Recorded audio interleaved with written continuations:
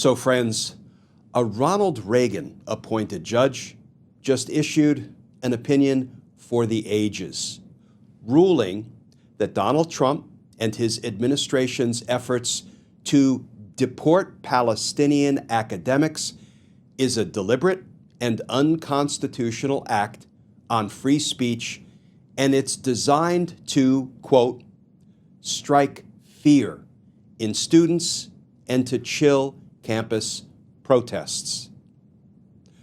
Let's talk about that, because justice matters.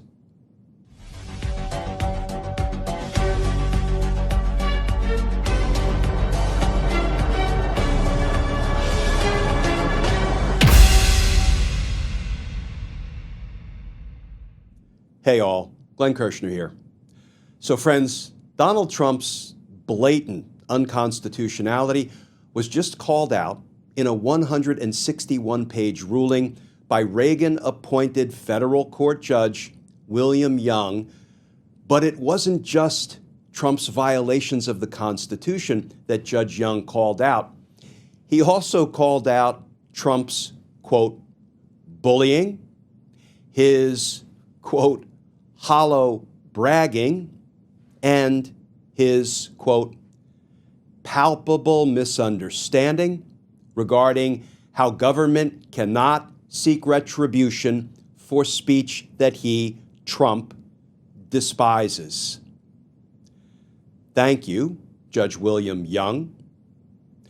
Now, friends, as always, we're going to start with the new reporting, but then we are going to turn to Judge Young's 161-page opinion. We're not going to read all of it. We're not going to read most of it. But, I want to work through several passages so that together, we can really appreciate the seriousness, the gravamen of what it is Judge Young found regarding Donald Trump's unconstitutional conduct and just how dangerous it is. But let's start with the new reporting. This from Politico. Headline, Judge excoriates Trump in blistering decision, calling efforts to deport pro-Palestinian academics illegal. The Reagan-appointed judge decried Trump's great threat to Americans' freedom of speech. And that article begins, a federal judge ruled Tuesday that the Trump administration's effort to deport pro-Palestinian academics is a deliberate attack on free speech and meant to strike fear into non-citizen students and chill campus protests. Quote, the effect of these targeted deportation proceedings continues unconstitutionally to chill freedom of speech to this day, U.S. District Judge William Young concluded in a scathing 161-page opinion that he described as the most crucial he's delivered in his 30 years on the bench. Judge Young, a Reagan appointee based in Boston, did not immediately order changes to administration policies, but said he will hold further proceedings on how to rein in the practices he found to violate First Amendment free speech rights. The ruling is the long-awaited result of a lawsuit brought by university professors who say the Trump administration is illegally chilling free speech by targeting prominent pro-Palestinian campus activists like Mahmoud Khalil and others who have expressed pro-Palestinian views. It followed a 2-week trial that featured testimony from top Trump administration officials who described orchestrating the arrests of these activists and taking cues from an anonymously run website. Perhaps more remarkable than the blistering ruling is Judge Young's assessment of President Donald Trump himself, condemning him as a bully who ignores everything, engages in hollow bragging, and uses his power and gifts of communication to strip away constitutional rights. Quote, the president's palpable misunderstanding that the government simply cannot seek retribution for speech he disdains poses a great threat to Americans' freedom of speech, Young wrote, describing the courts as the most crucial bulwark to this threat. Quote, "I fear President Trump believes the American people are so divided that today they will not stand up, fight for, and defend our most precious constitutional values, so long as they are lulled into thinking their own personal interests are not affected," Young added. And then Judge Young posed the question, is he correct? Now, friends, let's turn right to Judge Young's opinion. And the way he started this opinion is something I never saw in my career as a federal prosecutor. What he did was reproduce a postcard that he received in chambers, and I'll read the substance of that postcard in a minute, and he put a copy of it right at the beginning of his legal opinion. Here is how that postcard read. "Trump has pardons and tanks. What do you have?" And here is Judge Young's response. "Dear Mr. or Ms. Anonymous, alone, I have nothing but my sense of duty. Together, we the people of the United States, you and me, have our magnificent Constitution. Here's how that works out in a specific case." And then Judge Young begins his findings of fact and rulings of law. Proposed by Congress in 1789 and ratified in 1791, the First Amendment to the Constitution of the United States, its words carved in New Hampshire granite on the exterior of the very courthouse in which this court sits, provides, "Congress shall make no law respecting an establishment of religion, or prohibiting the free exercise thereof, or abridging the freedom of speech, or of the press, or of the right to people peaceably to assemble and to petition the government for a redress of grievances." On January 20, 2025, the first day of President Donald Trump's second term in office, he promulgated 26 executive orders. Executive Order 14149, entitled "Restoring Freedom of Speech and Ending Federal Censorship," ostensibly issued to reverse conduct of his predecessor, barred federal officials from any conduct that would unconstitutionally abridge the free speech of any American citizen. President Trump here makes clear that, in his view, the First Amendment's protection of freedom of speech applies to American citizens alone, and to an unconstitutionally narrow view of citizenship at that. This case, perhaps the most important ever to fall within the jurisdiction of this district court, squarely presents the issue whether non-citizens lawfully present here in the United States actually have the same free speech rights as the rest of us.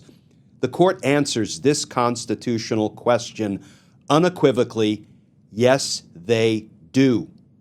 No law means no law. The First Amendment does not draw President Trump's invidious distinction, and it is not to be found in our history or jurisprudence.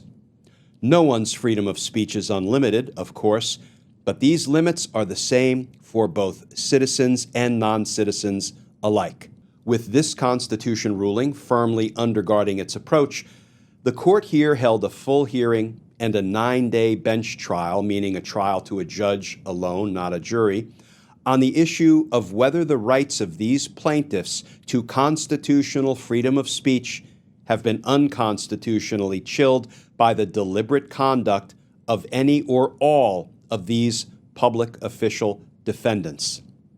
The court heard 15 witnesses and admitted 250 exhibits consisting of documents, photographs, and video clips. Having carefully considered the entirety of the record, this court finds, by clear and convincing evidence, that the Secretary of Homeland Security, Kristi, and the Secretary of State, Marco Rubio, together with the subordinate officials and agents of each of them, deliberately and with purposeful aforethought, did so concert their efforts and those of their two departments intentionally to chill the rights to freedom of speech and peacefully to assemble of the non-citizen plaintiff members of the plaintiff associations. What remains after issuing this opinion is to consider what, if any, may be done to remedy these constitutional violations. Okay, friends, now maybe you'll be happy to hear we're going to jump from page 5 of Judge Young's opinion to page 148. Why? Well, because the last dozen pages fall under the heading Justice in the Trump Era. And I'm not even going to try to characterize what it is that Judge Young says about Donald Trump. I'm going to let these passages speak for themselves. Justice in the Trump Era. The court's finding and ruling above resolves phase 1 of these proceedings. The wrong suffered by these plaintiffs is amply established. What now? Section B, President Donald J. Trump. Quote, he seems to be winning. He ignores everything and keeps bullying ahead. He seems to be winning. Triumphalism is the very essence of the Trump brand. Often, this is naught but hollow bragging. My perfect administration, wearing a red baseball cap in the presidential Oval Office, emblazoned Trump was right about everything. Or, most recently, depicting himself as an officer in the 1st Cavalry Division. Unfortunately, this tends to obscure the very real and sweeping changes President Trump has wrought in his first year in office. He ignores everything. This is indubitably true. The Constitution, our civil laws, regulations, mores, customs, practices, courtesies, all of it. The president simply ignores it all when he takes it into his head to act. After all, lawyers seem to have a penchant for telling you what you can't do. President Trump simply ignores them. Small wonder, then, that our bastions of independent, unbiased free speech, those entities we once thought unassailable, have proven all too often to have only Quaker guns. And in a footnote, the judge explains that term, Quaker's guns, as a term from our Civil War. Logs, wooden logs, painted black to look like cannons. Behold, President Trump's success in limiting free speech. Law firms cower, but not all of them. Institutional leaders in higher education meekly appease the president, but not all of them. Media outlets from huge conglomerates to small niche magazines mind the bottom line rather than the ethics of journalism, but not all of them. And he, Trump, keeps bullying on. Whether it's social media, print, or television, President Trump is the master communicator of our time. His speech dominates today's American idiom. Indeed, it may be said to define it. It is triumphal, transactional, imperative, bellicose, and coarse. It seeks to persuade not through marshaling data-driven evidence, science, or moral suasion, but through power. While the president naturally seeks warm, cheering, and gladsome, welcoming acceptance of his views, in the real world, he'll settle for sullen silence and obedience. What he will not countenance is dissent or disagreement. He recognizes, of course, that there are legislative and judicial branches to our government, co-equal even to a unitary presidency. He meets dissent from his orders in those other two branches by demonizing and disparaging the speakers sometimes descending to personal vitriol. Where things run off the rails for him is his fixation with retribution. Quote, "I am your retribution," he thundered famously while on the campaign trail. Yet government retribution for speech, precisely what has happened here, is directly forbidden by the First Amendment. The president's palpable misunderstanding that the government simply cannot seek retribution for speech he disdains poses a great threat to Americans' freedom of speech. It is at this juncture that the judiciary has robustly rebuffed the president and his administration, and the judge points out in a footnote, no president before President Trump has so consistently and personally attacked America's independent judiciary. And friends, there is so much more packed into the last 12 pages of Judge Young's decision. I invite you to read it all, but we're going to jump right to the end, page 161, and here is how Judge Young concludes.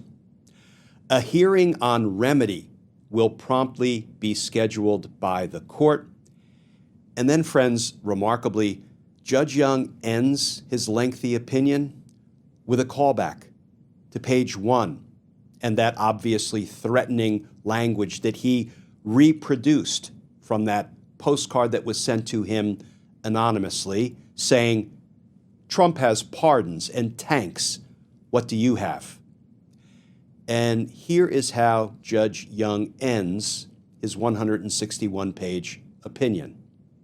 I hope you found this helpful. Thanks for writing.